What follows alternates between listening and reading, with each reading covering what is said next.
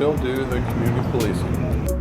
We knew it was going to bust, we just didn't know when. Still meet with the police twice a month, particularly the new officers that you got to get out of your car. We were #1 in the nation in foreclosures. That it's a wonderful place to live. It just has a lot of bad publicity. STAND stands for Stocktonians Taking Action to Neutralize Drugs. Started as a community policing organization and then evolved into a housing organization. Crack drug trade epidemic was going full steam, and about a block away from here we had a lot of on the street drug sales and a lot of gang activity, and it was pretty wild and crazy. It was a grassroots organization that started in South Stockton over 20 years ago to address and deal with the problems of crime and drug abuse in the community. It was started by a bunch of concerned citizens. The neighborhood got together and went to the city council, went to the newspaper, went to the school districts, and finally, after many years working with the police, got 80% of the crime eliminated. Well, as a community, it got so bad that we just no longer could deal with the circumstances. What general area does that cover in terms of streets, I guess? It's the intersection, primarily it's the intersection of East 8th Street and Airport, and probably a radius of about 8 blocks around that. He's expanded well beyond that. He's working now in several parts of Stockton as well as other cities. We had a lot of houses that have been taken over by drug users and drug dealers during the crack trade.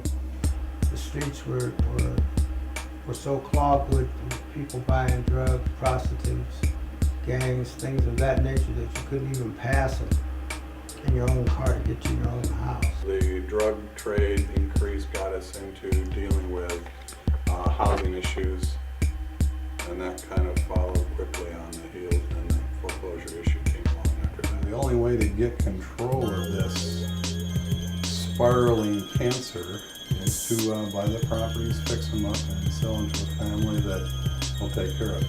And this year, 2010 so far, we have done, I think, 21 houses.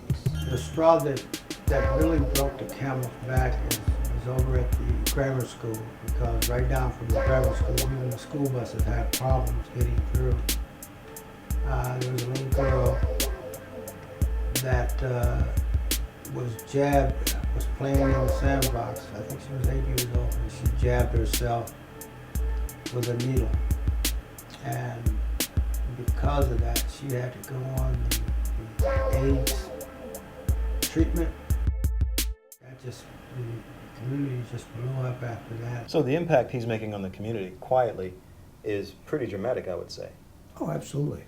It's about $15 million.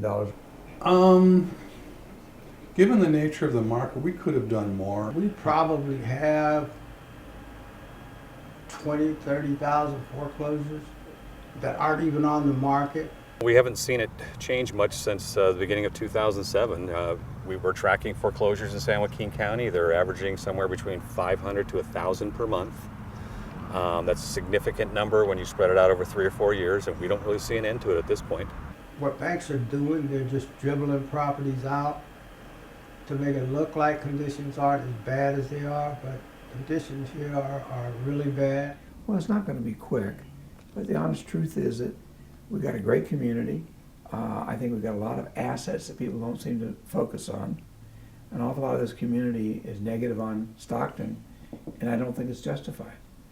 Culturally rich community that has all kinds of opportunity, both for business and for private individuals.